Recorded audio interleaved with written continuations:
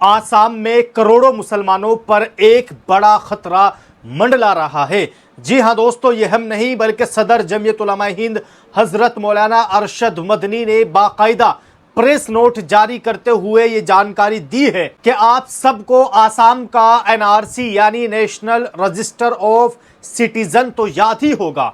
आसान जुबान में समझे तो ये एक ऐसा लिस्ट है जिसमें आसाम के सच्चे और पक्के शहरियों के नाम दर्ज किए गए थे। आज से ठीक 6 साल पहले इसकी आखिरी और फाइनल लिस्ट जारी हुई थी। जिन लोगों के नाम इस लिस्ट में आ गए उन्होंने सुख का सांस लिया कि चलो अब हमारी शहरियत महफूज हो चुकी है। लेकिन कहानी यहां खत्म नहीं होती। क्या आप जानते हैं कि इन 6 सालों में उन शहरियों को आज तक उनका कौमी शनाख्ती कार्ड यानी कि नेशनल आइडेंटिटी कार्ड दिया ही नहीं गया। लिस्ट में नाम तो आ गया लेकिन सबूत के तौर पर हाथ में कोई कार्ड नहीं है। इसी नाइंसाफी के खिलाफ जमीयत उलमा हिंद और इसी तरह AAMU नामी तंजीमों ने मिलकर सुप्रीम कोर्ट का दरवाजा खटखटाया था। इसी केस की 10 अगस्त 2026 को सुप्रीम कोर्ट में एक बहुत अहम सुनवाई हुई, यानी कि कल समाअत 2 जजों पर मुश्तमिल बेंच ने की, जिसमें जस्टिस SMR नरसिम्हा और जस्टिस आलोक आराध्य शामिल थे। अब आप सोच रहे होंगे कि अदालत में ऐसा क्या कुछ हुआ। हैरत की बात तो यह है कि दोस्तों कि सुप्रीम कोर्ट ने मरकजी हुकूमत और आसाम की रियासती हुकूमत को पहले ही नोटिस भेजकर जवाब मांगा था, लेकिन दोनों हुकूमतों ने अदालत में कोई जवाब जमा नहीं करवाया। अदालत में सरकारी वकील ने खड़े होकर जज साहब से गुजारिश की कि हमें जवाब देने के लिए थोड़ा और वक्त दे दिया जाए। सुप्रीम कोर्ट ने उनकी ये बात मान ली और अब उन्हें 6 हफ्ते की मोहलत दे दी गई है कि 6 हफ्ते के अंदर अंदर अपना जवाब हर हाल में लेकर आओ। इस पूरे सूरत हाल पर जमीयत उलमा हिंद के सदर हजरत मौलाना अरशद मदनी साहब का बड़ा अहम और फिक्र अंगेज बयान सामने आया है। उन्होंने कहा है कि हुकूमत का जवाब ना देना और 6 साल तक इस मामले को लटकाए रखना कोई इत्तेफाक नहीं है। हजरत मौलाना अरशद मदनी ने कहा है कि मौजूदा हुकूमतें सियासी फायदे के लिए शहरियत के इस हसास मसले को जानबूझकर जिंदा रखना चाहती है। कुछ ताकतें हमेशा से ये चाहती है कि आसाम में मुसलमानों को गैर मुल्की बनाकर पेश किया जाए ताकि अक्सरियती तबके की नज़रों में उनकी शहरियत मशकूक हो जाए। इससे समाज में दरार पड़ती है, कशीदगी फैलती है और उन सियासी लोगों को अपनी रोटियां सेकने का मौका मिल जाता है। हजरत मौलाना अरशद मदनी का साफ कहना है कि आसाम की मौजूदा हुकूमत नफरत और तफरीक की सियासत कर रही है और उसका यह एजेंडा मुस्लिम मुखालिफ है। यही वजह है कि फाइनल लिस्ट आने के बावजूद आइडेंटिटी नेशनल कार्ड को टाल मटोल की जा रही है। इस केस में जमीयत उलमा हिंद की तरफ से मुल्क के बहुत बड़े और जाने माने वकील कपिल सिब्बल साहब पेश हुए। उन्होंने अदालत को साफ साफ बताया कि हुकूमतें जानबूझकर जवाब नहीं दे रही है। कपिल सिब्बल ने जज साहब की तवज्जो इस तरफ भी दिलाई कि फाइनल लिस्ट आए हुए 6 साल गुजर चुके हैं, लेकिन गरीब आवाम अब भी अपने शनाख्ती कार्ड आइडेंटिटी कार्ड के लिए तरस रही है। उन्होंने ये भी बताया है कि भारत के रजिस्ट्रार जनरल ने अपना जवाब दे दिया है और जमीयत बहुत जल्द इस पर अपना जवाबी बयान अदालत में जमा करवा देगी। दोस्तों, आसाम का ये मामला बहुत पुराना और बेहद हसास है।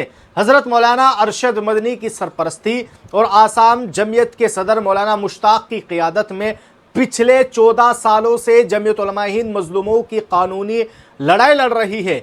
चाहे शहरियत साबित करने के लिए पंचायत कागजात मानने का मामला हो, कट ऑफ डेट यानी आखिरी तारीख डिसाइड करने का मसला हो, या फिर रियासत में मदरसों को बंद करने की नापाक कोशिशें, जमीयत हमेशा दीवार बनकर खड़ी रही है।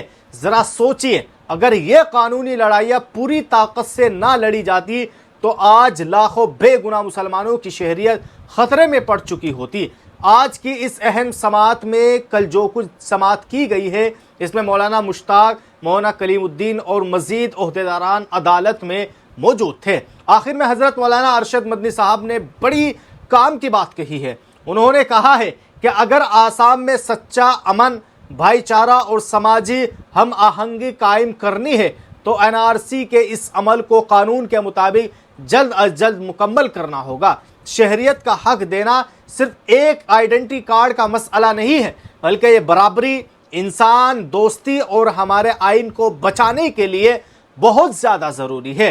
तो दोस्तों, ये थी आसाम की एनआरसी के मामले पर सुप्रीम कोर्ट की ताज़ा तरीन अपडेट। अब देखना यह है कि 6 हफ्ते बाद जब दोबारा सुनवाई की जाएगी तो हुकूमतें क्या उज़्र लेकर आती हैं।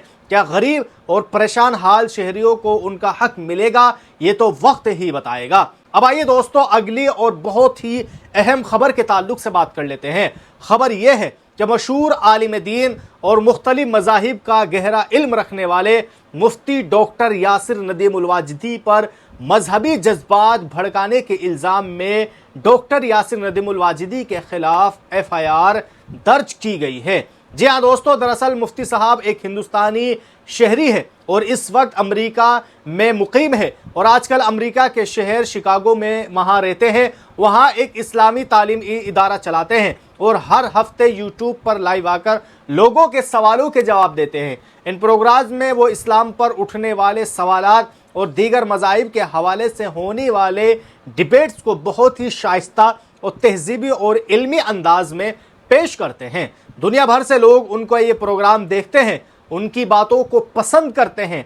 अब हाल ही में उनके खिलाफ मजहबी जज्बात को ठेस पहुंचाने के इल्ज़ाम में एक FIR दर्ज की गई है। अब आप सोच रहे होंगे कि आखिरकार मुफ्ती यासिर नदीम उल वाजिदी ने ऐसा क्या कर दिया कि एक FIR दर्ज हो चुकी है। दरअसल पिछले दिनों एक ऑनलाइन क्लास के दौरान किसी ने उनसे एक सवाल पूछा। सवाल ये था कि खुदा की नज़र में मूर्ति पूजा बड़ा गुनाह है या किसी लड़की के साथ ज्यादती। मुफ्ती साहब ने उसका जवाब दिया, लेकिन किसी ने उनके जवाब की एक छोटी सी वीडियो कट की और सोशल मीडिया प्लेटफॉर्म पर X यानी ट्विटर पर वायरल कर दी।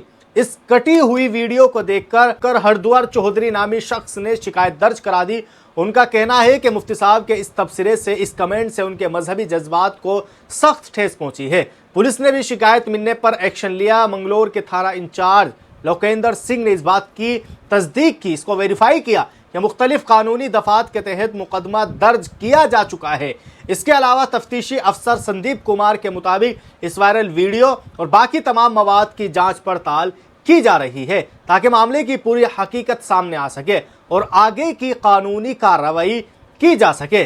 तस्वीर का दूसरा असल हकीकत क्या है, अब आते हैं इस रुख पर कि आखिरकार इस खबर के सबसे अहम हिस्से की तरफ, यानी हकीकत क्या है। दोस्तों, सच तो यह है कि मुफ्ती साहब की पूरी बात को सुना ही नहीं गया और बस एक हिस्से को पेश कर दिया गया। अगर आप उनकी वो पूरी वीडियो देखें तो उन्होंने बड़ी तफसील से उस पूरे मामले को समझाया है। उन्होंने कहा था कि इस्लामी अकीदे के मुताबिक शिर्क यानी खुदा के साथ किसी और को शरीक ठहराना बेशक सबसे बड़ा गुनाह है, लेकिन इसका मतलब ये बिल्कुल भी नहीं है कि किसी के साथ ज्यादती करना कोई मामूली बात है, यानी कोई छोटी बात है या उसे माफ कर दिया जाएगा। उन्होंने साफ अल्फाजों में यह वाज़ेह किया था कि इस्लाम में ज्यादती एक निहायत संगीन और घिनौना जुर्म है जिसकी बड़ी सख्त सजाएं रखी गई है। इस बात को मजीद आसानी से समझाने के लिए मुफ्ती यासिर नदीम उल वाजिदी ने एक बेहतरीन मिसाल भी दी थी। उन्होंने कहा था कि फ़र्ज़ करें कि किसी मुल्क में चोरी, डकैती या दीगर जराइम बहुत बड़े माने जाते हैं और उनकी सख्त सज़ा होती है, लेकिन अगर कोई शख्स अपने ही मुल्क से गद्दारी करे या रियासत के खिलाफ बगावत करे तो उसे मुल्क का सबसे बड़ा जुर्म माना जाता है। बिल्कुल इसी तरह इस्लामी अकीदे में खुदा की नज़र में शिर्क यानी खुदा की बगावत सबसे बड़ा गुनाह है। लिहाजा इसका मतलब ये नहीं है कि माशरे के बाकी जराइम की कोई सज़ा नहीं है। माशरती जराइम अपनी जगह पर बहुत सख्त और नाकाबिल माफ़ी है। इसलिए जो लोग मुफ्ती यासिर नदीम उल वाजिदी के खिलाफ ये प्रोपेगंडा चला रहे हैं कि उन्होंने एक मजहब के जज्बात को ठेस पहुंचाई है, तो वो गलत है। उन्होंने अपने इल्मी अंदाज में, अपने तरीके में ये बात रखी है कि जो इस्लाम के अंदर है कि इस्लाम में शिर्क सबसे बड़ा गुनाह है, उसके बाद तमाम गुनाह आते हैं। लेकिन इसका मतलब यह नहीं होता कि वो गुनाह इस्लाम में नहीं है, बल्कि इस्लाम तमाम गुनाहों को जायज़ ठहराता है और किसी के ऊपर जुल्म करना, चाहे ज़्यादती हो या इसी तरह किसी के साथ गलत हरकत हो, इन तमाम चीज़ों को इस्लाम एक्सेप्ट नहीं करता है। इसलिए जो लोग मुफ्ती यासिर नदीमुल वाजिदी के खिलाफ साजिश कर रहे हैं, इससे गोया ये पता चलता है कि इन लोगों को इस्लाम से चिढ़ है, इन लोगों को सिर्फ मुसलमानों को बहाना बनाना है कि किसी भी तरह किसी भी मुसलमान को किसी भी एंगल से फंसा दिया जाए, और वहीं पुलिस भी एफआईआर दर्ज कर लेती है। लेकिन पुलिस भी अपनी तफ्तीश करती है और अभी तक पुलिस वालों का कोई ऐसा बयान सामने नहीं आया कि जिसमें यह बात कही जा सके कि हाँ, मुफ्ती यासिर नदीमुल वाजिदी ने गलत कहा है। इस ताल्लुक से जो कुछ खबर आएगी हम आप लोगों के साथ ज़रूर शेयर करेंगे। जब तक के लिए आप दीजिए इजाज़त। आप सब लोग अगर हमारी खबरों को इसी तरह देखना चाहते हैं तो आप हमारे इस अल कलम टीवी को सब्सक्राइब कर सकते हैं।